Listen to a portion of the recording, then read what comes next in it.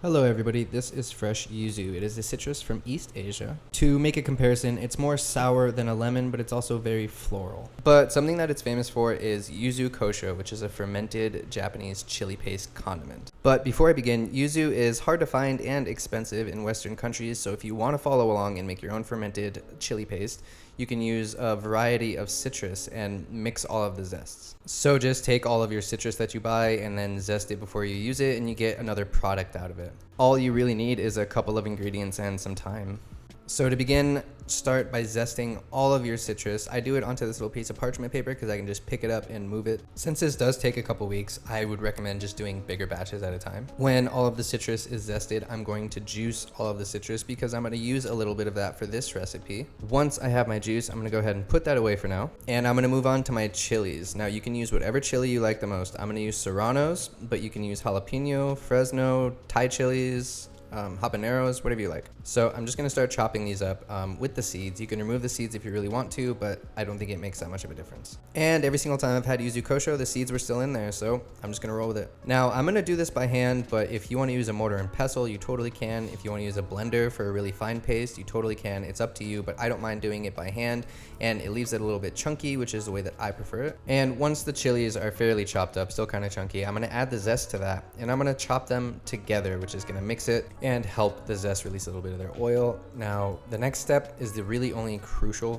part to this process is we're gonna weigh everything. So I'm gonna get out my scale, I'm gonna put on a bowl, and then I'm gonna clear it, and then I'm gonna add my zest, my chilies, and a little bit of the juice, just enough to barely cover it. And then we're gonna take that weight and we're gonna divide it by 10%. So for example, if I had 250 grams of zest in my bowl, I would add 25 grams of salt. Now the weight of your zest is going to be different from the weight of my zest, so just remember 10%. And then once you got that sorted out, we're going to go ahead and put this into a clean glass jar, and then you can go ahead and cover it up with a couple layers of folded cheesecloth. You want it to get a little bit of air, not too much. You want some of that juice to evaporate so it turns into a paste, and then secure it by putting the ring on top or a couple rubber bands. But I was actually going out of town, so I opted for this fermentation lid. And then go ahead and throw a label on there with the date so you know exactly when you started and when you should be checking it. And I'll see you in part 2.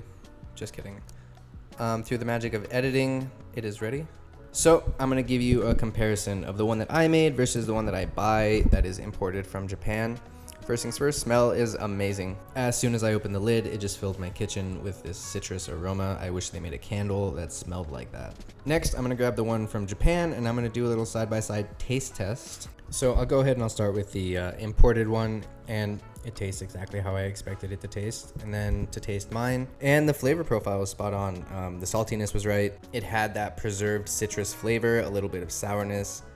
Yeah, I was really happy with how this fermentation came out. Mine was a little bit spicier, and I think it's just because of my choice of chili is probably a little bit spicier than the one that they used. But now that you have this, what do you do with it? Well, let me give you a couple of examples.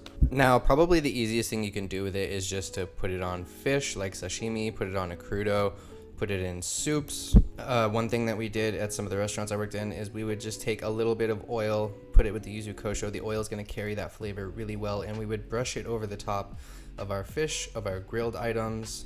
Since it's citrus and chili based, it pairs really well with seafood, but there's really no limit to what you could do with it. It's just really up to your imagination and what you want to do with that flavor. But now that it's thoroughly mixed with the oil, I would just take a brush and brush it over the top of something that I'm grilling, over the top of a piece of pan-seared fish, over a piece of raw fish. All right, for the next thing, we're gonna start with 1 egg yolk. We're gonna slowly stream in oil. So we're just making a basic mayonnaise, and then whenever your mayonnaise is nice and light and fluffy, you just fold in a little bit of Yuzu Kosho, and you can feel free to add things like roasted garlic or whatever other seasonings you like, and you're just gonna make a Yuzu Kosho aioli pretty much. And then for this last example, we're gonna make a Yuzu Kosho vinaigrette. So I'm just gonna do a basic 2-to-1 ratio, 1 part vinegar, 2 parts oil. I'm gonna add a little bit of brown rice syrup to sweeten. And Yuzu Kosho already has salt in it, so just adjust your seasoning at the end. I really like it in a vinaigrette because it tastes like a traditional lemon vinaigrette, but it has like a preserved lemon flavor. It's like a lemon vinaigrette, grew up and went to college. And you can get creative with the oils and vinegars that you use. And those are just a couple ways that you can use it. You can go from things like sashimi or a crudo all the way to a vinaigrette, put it into a marinade,